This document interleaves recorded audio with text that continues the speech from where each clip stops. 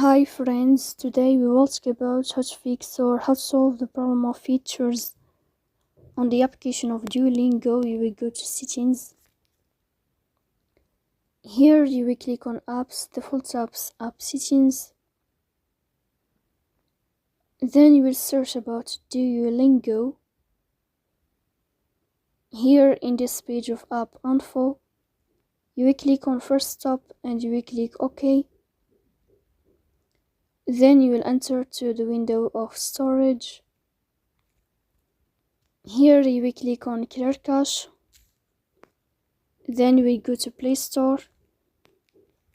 You will search about Duolingo. Here you will uninstall your app and you will install it again.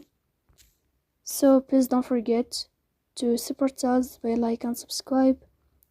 See you next time and thank you for your watching and your attention.